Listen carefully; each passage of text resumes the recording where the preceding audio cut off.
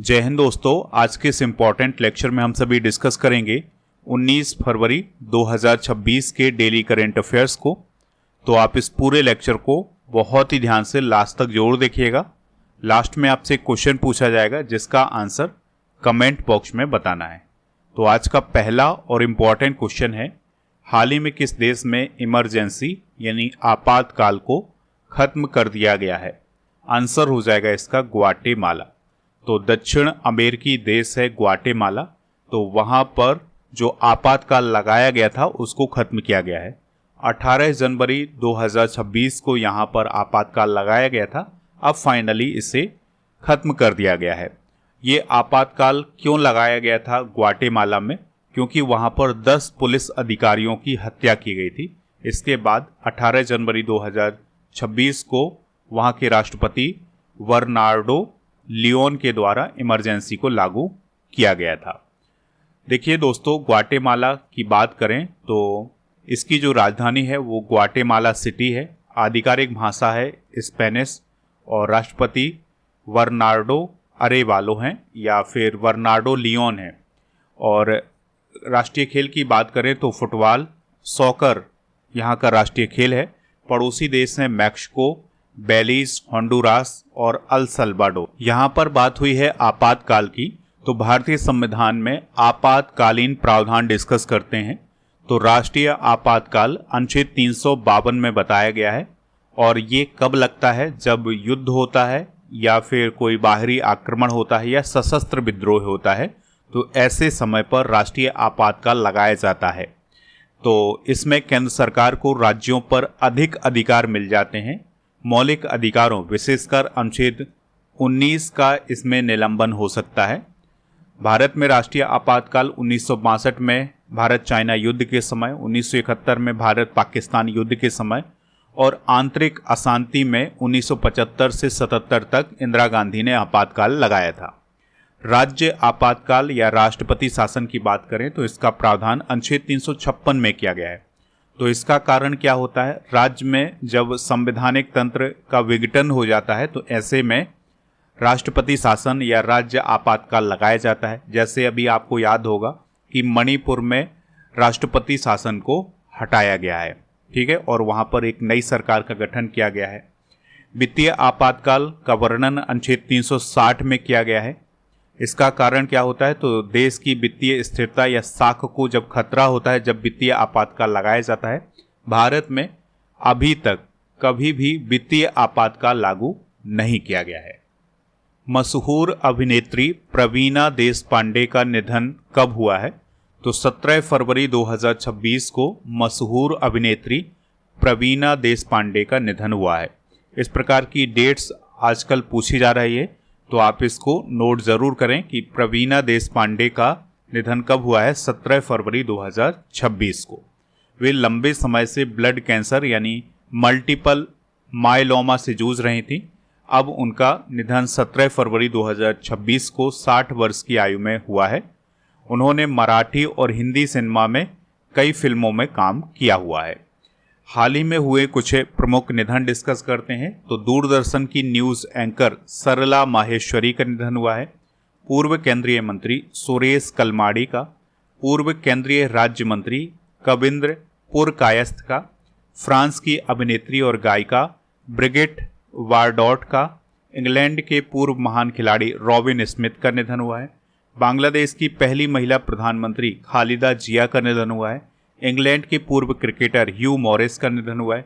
हिंदी के साहित्यकार विनोद कुमार शुक्ल का निधन हुआ है। पूर्व गृह मंत्री शिवराज पाटिल और बॉलीवुड एक्टर धर्मेंद्र देओल का कुछ समय पहले निधन हुआ है। अगला क्वेश्चन है, भारत फ्रांस वार्षिक रक्षा वार्ता 2026 का आयोजन कहाँ किया गया है? आंसर हो जाएगा बेंगलुरु में, ठीक है। तो कर्नाटक की राजधानी बेंगलुरु में भारत और फ्रांस के बीच में वार्षिक रक्षा वार्ता का आयोजन किया गया है, यानी डिफेंस डायलॉग का आयोजन किया गया है। तो इसमें रक्षा से जुड़े यानी डिफेंस से जुड़े मुद्दों पर चर्चा की गई है भारत और फ्रांस के बीच में। तो इसकी अध्यक्षता भारत के रक्षा मंत्री राजनाथ सिंह और फ्रांस की मंत्री कैथरीन वाउटरिन के द्वारा की गई है। फ्रांस की रक्षा मंत्री बनने के बाद कैथरीन वाउटरिन की यह पहली भारत यात्रा थी और दोनों मिनिस्टर्स ने टाटा एयरवर्क्स द्वारा तैयार H-125 लाइट यूटिलिटी हेलीकॉप्टर का वर्चुअल इनॉग्रेशन भी किया है। तो ये पॉइंट ज़रूर याद रखें। और इस बैठक का जो पिछला संस्करण था, जो 5वां संस्करण था, ये 2023 में फ्रांस में आयोजित किया गया था और इसका 6वां संस्करण बेंगलुरु में आयोजित किया गया है। फ्रांस की बात करें तो इसकी राजधानी है पेरिस। इमैनुअल मैक्रोन यहाँ के राष्ट्रपति हैं, जो कुछ समय पहले भारत की यात्रा पर आए हैं। अभी भी दोस्तों वो भारत की यात्रा पर ही हैं। यूरो यहाँ की करेंसी है और भारत और फ्रांस के बीच में कुछ युद्ध अभ्यास आयोजित किए जाते हैं, जैसे शक्ति अभ्यास, ये एक सेना अभ्यास है, वरुण अभ्यास नौसेना अभ्यास है और गरुण अभ्यास ये वायुसेना अभ्यास है। ठीक है, तो ये तीनों अभ्यास भारत और फ्रांस के बीच आयोजित किए जाते हैं। अच्छा, फ्रांस के कुछ पड़ोसी देशों को आपको ज़रूर याद रखना है, जैसे बेल्जियम इसका पड़ोसी देश है, लग्जमबर्ग, जर्मनी से इसकी सीमा लगती है, स्विट्ज़रलैंड है, इटली है और यहाँ पर स्पेन है। तो इन सभी की सीमा फ्रांस से लगती है। अच्छा, फ्रांस और यहाँ पर आप देख पा रहे हैं यूनाइटेड किंगडम। ठीक है, तो ये फ्रांस है और ये है यूनाइटेड किंगडम। इन दोनों देशों के बीच में इंग्लिश चैनल है। कई बार एग्जाम में पूछा गया क्वेश्चन है कि फ्रांस और यूनाइटेड किंगडम को कौन अलग करता है, तो इंग्लिश चैनल अलग करता है। किस राष्ट्रीय उद्यान में गामिनी चीता ने 3 शावकों को जन्म दिया है? आंसर हो जाएगा कुनो राष्ट्रीय उद्यान। तो मध्य प्रदेश का जो कुनो राष्ट्रीय उद्यान है या कुनो नेशनल पार्क है, वहाँ पर गामिनी नामक चीता ने 3 शावकों को हाल ही में जन्म दिया है। तो इस बात की घोषणा किसने की है? केंद्रीय पर्यावरण मंत्री भूपेंद्र यादव जी ने। ठीक है, और अब इस प्रकार से भारत में चीतों की जो कुल संख्या है वो 38 हो गई है। अब भारत में जन्मे 27 शावक जीवित हैं। ठीक है, प्रोजेक्ट चीता की बात करें तो 2022 में प्रोजेक्ट चीता शुरू किया गया था और इसका उद्देश्य ये था कि 1952 में जो भारत से चीते विलुप्त हो गए थे उन्हें फिर से भारत में बसाना। तो मध्य प्रदेश का जो कुनो राष्ट्रीय उद्यान है और जो गांधी सागर अभ्यारण्य है जो कि मध्य प्रदेश में ही है, तो यहाँ पर प्रोजेक्ट चीता का मुख्य केंद्र है। खासकर जो कुनो राष्ट्रीय उद्यान है यहाँ पर चीते पाए जाते हैं। तो सबसे पहले सितंबर 2022 में नामीबिया से 8 चीते लाए गए थे। फिर फरवरी 2023 में साउथ अफ्रीका से 12 चीते लाए गए थे। अब बोत्सवाना देश से भारत 8 चीते लाए जाएंगे। तो ये आगे की योजना है, इसको भी आप नोट कर लें। पर्यावरण से रिलेटेड कुछ इंपॉर्टेंट करेंट अफेयर्स भी डिस्कस करते हैं। तो जलवायु नेताओं में टाइम मैगजीन के 100 सबसे प्रभावशाली व्यक्तियों में सोनम वांगचुक को शामिल किया गया है। पर्यावरण संरक्षण के लिए 31वां डॉक्टर M.S. स्वामीनाथन पुरस्कार सहज समृद्ध संगठन को दिया गया है। भारत की पहली चीता सफारी मध्य प्रदेश में शुरू की गई है। केरल देश का पहला ऐसा राज्य बना है जिसने केंद्रीय वन्यजीव अभ्यारण्य अधिनियम 1972 में संशोधन किया है और इसका विधेयक भी पारित किया है। मतलब संशोधन करने वाला विधेयक पारित किया है। ठीक है, संशोधन करने की बात तो ठीक है, यहाँ पर विधेयक पारित किया गया है। भारत की पहली बांस आधारित bio refinery the vulture network Guwahati विश्वविद्यालय। दोस्तों, पर्यावरण से रिलेटेड कुछ इंपॉर्टेंट करेंट अफेयर्स डिस्कस करते हैं। तो जलवायु नेताओं में टाइम मैगजीन के 100 सबसे प्रभावशाली व्यक्तियों में भारत के सोनम वांगचुक को शामिल किया गया है। पर्यावरण संरक्षण के लिए 31वां डॉक्टर M.S. स्वामीनाथन पुरस्कार सहज समृद्ध संगठन को दिया गया था। भारत की पहली चीता सफारी मध्य प्रदेश में शुरू की गई है। केरल देश का पहला ऐसा राज्य बना है जिसने केंद्रीय वन्यजीव संरक्षण अधिनियम 1972 में संशोधन करने वाला विधेयक पारित किया है। भारत की पहली बांस आधारित bio refinery the vulture network Guwahati विश्वविद्यालय की मदद से लॉन्च किया गया है।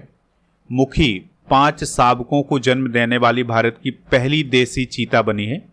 ओडिशा राज्य के पुरी और सोनापुर बीच को हाल ही में ब्लू फ्लैग सर्टिफिकेट प्रदान किया गया है। कंचनजंगा राष्ट्रीय उद्यान IUCN के द्वारा प्राकृतिक विश्व धरोहर स्थलों की अच्छा रैंक प्राप्त करने वाला एकमात्र राष्ट्रीय उद्यान बन गया है।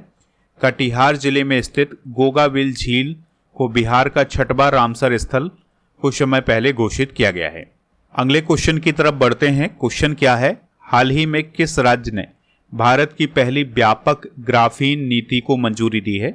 आंसर हो जाएगा केरल।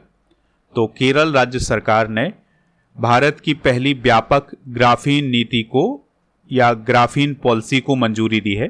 इसका उद्देश्य है केरल राज्य में ग्राफीन के रिसर्च, डेवलपमेंट और प्रोडक्शन के लिए एक ग्लोबल हब बनाना।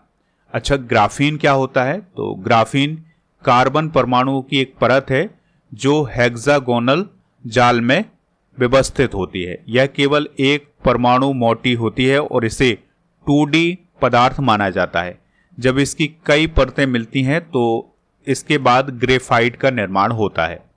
केरल की बात कर लेते हैं तो इसकी स्थापना 1 अप्रैल 1956 को हुई थी। राजधानी है तिरुवनंतपुरम और राज्यपाल हैं राजेंद्र विश्वनाथ आर्लेकर। मुख्यमंत्री हैं पिनाराई विजयन जो कि CPI-M पार्टी के हैं। विधानसभा की बात करें तो यहाँ पर 140 सीटें, राज्यसभा की 9 सीटें हैं, लोकसभा की यहाँ पर 20 सीटें हैं। राष्ट्रीय उद्यान है अनामोडी सोला नेशनल पार्क और Eravikulam national park, silent valley national park. और यहाँ के लोक नृत्य की बात करें तो कथकली, मोहिनीअट्टम और तय्यम यहाँ के लोक नृत्य। अगला क्वेश्चन है, बायो एशिया 2026 शिखर सम्मेलन का आयोजन कहाँ किया गया है? तो हैदराबाद में इसका आयोजन किया गया है। तो तेलंगाना की राजधानी हैदराबाद में बायो एशिया 2026 शिखर सम्मेलन का आयोजन किया गया है। 17 फरवरी 2026 को इसका आयोजन हुआ है और तेलंगाना के जो चीफ मिनिस्टर हैं A रेवंत रेड्डी, उनके द्वारा इसका उद्घाटन किया गया है और इस बार इसका 23वां संस्करण आयोजित किया गया था। इस कार्यक्रम में बायोटेक्नोलॉजी और हेल्थ सर्विस में आर्टिफिशियल इंटेलिजेंस आधारित रिसर्च पर चर्चा की गई है। बायोटेक्नोलॉजी की बात हुई है यहाँ पर, तो इसका अर्थ क्या होता है? तो जीवों या उनके हिस्से का उपयोग करके औद्योगिक, चिकित्सा, एग्रीकल्चर और पर्यावरणीय उत्पाद एवं सेवाएं विकसित करने की प्रक्रिया को बायोटेक्नोलॉजी कहा जाता है। कुछ इंपॉर्टेंट करंट अफेयर्स डिस्कस करते हैं।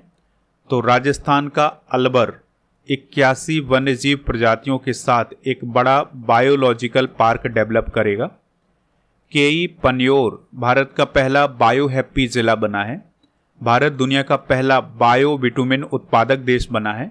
सर्बियर इंडिया ने कैंसर के लिए निःशुल्क बायोमार्कर परीक्षण शुरू किया है।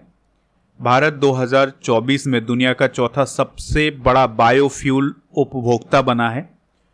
भारत ने स्वास्थ्य अनुसंधान के लिए राष्ट्रीय बायो बैंक लॉन्च किया है।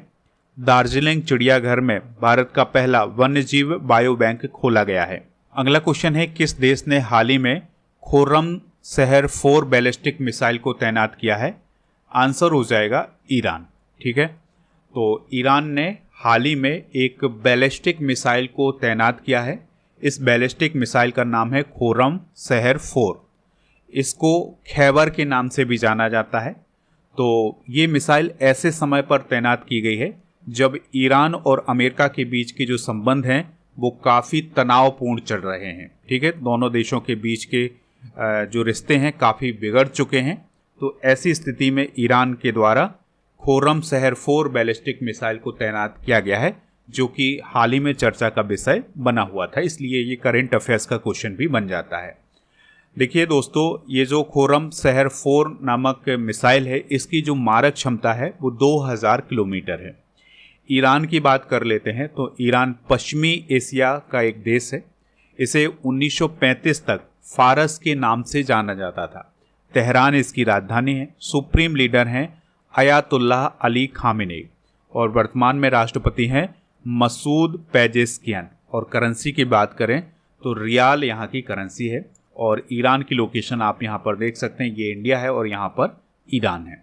अगला क्वेश्चन है, सिंधु जल संधि के निलंबन के बाद जम्मू कश्मीर सरकार ने किस नदी का अतिरिक्त पानी कठुआ सांबा की ओर मोड़ने की योजना बनाई है? आंसर हो जाएगा राबी नदी। तो दोस्तों सिंधु जल संधि भारत और पाकिस्तान के बीच है। तो अब इसका निलंबन 2025 में किया गया था। ठीक है, जब ऑपरेशन सिंदूर चल रहा था उसी समय पर सिंधु जल संधि को निलंबित भी किया गया था। तो अब इस निलंबन के बाद जम्मू कश्मीर सरकार के द्वारा एक बड़ा फैसला लिया गया है और इसमें यह किया गया है कि जो रावी नदी है उसका जो एक्स्ट्रा पानी है उसको जम्मू कश्मीर के कठुआ और सांबा की ओर मोड़ने की योजना बनाई गई है। और इसके अलावा जो तुलबुल परियोजना है, जिसे बुलर बैराज के नाम से जाना जाता है, इसे पुनर्जीवित करने की भी योजना बनाई गई है। तो अब तक क्या होता था कि जो रावी नदी का एक्स्ट्रा पानी था ये पाकिस्तान चला जाता था। अब ऐसा नहीं होगा। अब इस पानी को कठुआ और सांबा की ओर मोड़ा जाएगा, जिससे वहाँ पर जो एग्रीकल्चर है उसको मजबूत किया जाएगा। ठीक है, तुलबुल परियोजना की बात करें तो 1980 के दशक में ये शुरू की गई थी, लेकिन पाकिस्तान के विरोध के कारण ये रोक दी गई थी। तो अब फिर से इसको पुनर्जीवित करने की योजना बनाई जा रही है। यहाँ पर बात हुई है सिंधु जल संधि की। तो ये भारत और पाकिस्तान के बीच एक ऐतिहासिक जल वितरण समझौता है। 19 सितंबर 1960 को इस पर सिग्नेचर किए गए थे कराची में। और इसमें जो नदियां हैं उनको दो भागों में बांटा गया है। पूर्वी नदियां जिसमें रावी, ब्यास और सतलज आती है, तो इन नदियों पर भारत को पूर्ण अधिकार था। और जो पश्चिमी नदियां हैं जिसमें सिंधु, झेलम और चिनाब हैं, इसमें पाकिस्तान को प्रमुख रूप से अधिकार थे। भारत इसका सीमित उपयोग कर सकता था। और इस संधि पर हस्ताक्षर भारत के उस समय के प्रधानमंत्री जवाहरलाल नेहरू और पाकिस्तान का जो राष्ट्रपति था मोहम्मद अयूब खान, इन दोनों ने इस पर सिग्नेचर किए थे। भारत की पहली निजी हेलीकॉप्टर फाइनल असेंबली लाइन कहाँ स्थापित की गई है? तो ये बेंगलुरु में स्थापित की गई है। तो 17 फरवरी 2026 को प्रधानमंत्री नरेंद्र मोदी जी और फ्रांस के राष्ट्रपति इमैनुअल मैक्रोन ने कर्नाटक के बेमागल में भारत की पहली निजी हेलीकॉप्टर फाइनल असेंबली लाइन का वर्चुअल उद्घाटन किया है। और यह जो सुविधा है ये टाटा एडवांस सिस्टम्स और एयरबस के द्वारा निर्मित की गई है। और यहाँ पर मेक इन इंडिया के तहत H-125 हेलीकॉप्टर का प्रोडक्शन किया जाएगा। यहाँ पर बात हुई है मेक इन इंडिया की, तो इसकी शुरुआत 2014 में हुई थी। इसका उद्देश्य भारत को वैश्विक डिजाइन और मैन्युफैक्चरिंग हब बनाना। भारत का पहला ह्यूमैनिटी फर्स्ट AI सिटी कहाँ स्थापित किया जा रहा है? आंसर हो जाएगा इसका सरजापुर, बेंगलुरु में। तो दोस्तों बेंगलुरु में स्थित AI infrastructure company Bharat 1.AI ने घोषणा की है कि वह देश का पहला ह्यूमैनिटी फर्स्ट AI सिटी स्थापित करेगी और ये सरजापुर, बेंगलुरु में स्थापित की जाएगी। और इस परियोजना का नाम होगा B1AI सुपर पार्क। कुछ प्रथम घटनाएं डिस्कस करते हैं। तो SIR के तहत मतदाता सूची को डिजिटाइज करने वाला पहला राज्य राजस्थान बना है। संशोधित भारत नेट योजना को लागू करने वाला पहला राज्य पंजाब बना है। पीढ़ीगत तंबाकू प्रतिबंध लगाने वाला पहला देश मालदीव बना है। मासिक धर्म के लिए सावेतन अवकाश देने वाला पहला राज्य कर्नाटक बना है। भारत के पहले बिजली से चलने वाली रॉकेट का नाम वायुपुत्र है। आधिकारिक रूप से दुनिया का पहला कैशलेस देश स्वीडन बना है। अत्यंत गरीबी से मुक्त होने वाला भारत का पहला राज्य केरल बना है। राफेल विमान से उड़ान भरने वाली भारत की पहली राष्ट्रपति द्रौपदी मुर्मू जी बनी है। तो ये थे दोस्तों आज के करंट अफेयर्स के क्वेश्चन। आप स्टडी करके ऐप को इंस्टॉल कर लें। प्रीमियम कोर्स वाले ऑप्शन पर जाएं। लूसेंट जीके फाउंडेशन कोर्स पर जाना है आपको। यहाँ पर आपको लूसेंट का कोर्स मिल जाएगा। FEV 600 कूपन कोड यूज करना है। और इसके अलावा यहाँ पर यानी कि इस कोर्स में आपको फ्री मिलेगा 18,000 से अधिक topic by subject by test series, 12 महीने का मंथली टेस्ट और 12 महीने की मंथली करंट अफेयर्स की ई बुक। और प्रीमियम कोर्स वाले ऑप्शन पर अर्जुन GS फाउंडेशन बैच मिल जाएगा। इसको भी आप ज्वाइन कर सकते हैं। इसके लिए कूपन कोड यूज करना है FEV 900। ठीक है, ये कूपन कोड यूज करिएगा। इसमें भी वही सब फ्री मिलेगा जो लूसेंट वाले कोर्स में मिलेगा। प्रीमियम कोर्स वाले ऑप्शन पर आपको बहुत सारे कॉम्बो पैक भी मिल जाएंगे, इनको भी ज्वाइन कर लें। और इन कॉम्बो पैक को ज्वाइन करने के लिए 12 months 100 कूपन कोड यूज करना है। ठीक है, टेस्ट सीरीज वाले ऑप्शन पर 12 महीने का मंथली करंट अफेयर्स का टेस्ट 10,000 से अधिक जीके जीएस के क्वेश्चन की test series, computer special test, daily current affairs का टेस्ट और करेंट अफेयर्स का मॉक टेस्ट आपको यहाँ पर मिल जाएगा। और दोस्तों ई बुक वाले सेक्शन पर आपको monthly current affairs, yearly current affairs, half yearly current affairs, GK GS की जो क्वेश्चन की ई बुक है वो आपको यहाँ पर मिल जाएगी। इसके अलावा स्टेट वाइज जीके की जो ई बुक हैं वो भी आपको यहाँ पर मिल जाएंगी, तो इन सभी को जाकर के आप प्राप्त कर सकते हैं। चलिए रिवाइज करते हैं कल के करेंट अफेयर्स को। हाल ही में बांग्लादेश के प्रधानमंत्री कौन बने हैं? तारिक रहमान। एम्स दिल्ली में अपना पहला रिमोट टेली रोबोटिक अल्ट्रासाउंड कहाँ किया है? मैत्री रिसर्च स्टेशन अंटार्कटिका में। मिलान अभ्यास 2026 कहाँ आयोजित किया गया है? विशाखापत्तनम। अल चिकी लिपि के शताब्दी महोत्सव का आयोजन कहाँ किया गया है? नई दिल्ली। रक्षा मंत्री राजनाथ सिंह जी ने किस शहर में BEL के मिसाइल एकीकरण सुविधा केंद्र का उद्घाटन किया है? बेंगलुरु। T20 क्रिकेट में 700 विकेट हासिल करने वाले पहले गेंदबाज कौन बने हैं? राशिद खान, जो कि अफगानिस्तान के हैं।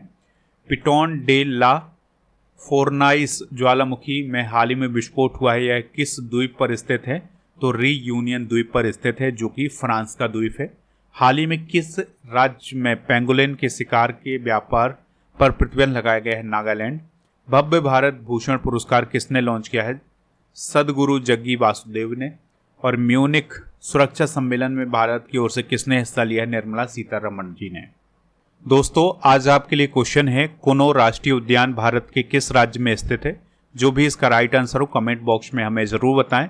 हमें इंतजार रहेगा आपके आंसर का। स्टडी करके ऐप को इंस्टॉल कर लें, टेलीग्राम चैनल को ज्वाइन कर लें। और दोस्तों ई बुक वाले सेक्शन पर आपको ये सभी ई बुक मिल जाएंगी जो कि जीके जीएस की ई बुक हैं। 10,000 से अधिक टॉपिक वाइज करेंट अफेयर्स की PDF भी आपको ऐप पर मिलेंगी। टेस्ट पास वाले ऑप्शन पर आपको बहुत सारे टेस्ट मिलेंगे हर एक एग्जाम के लिए।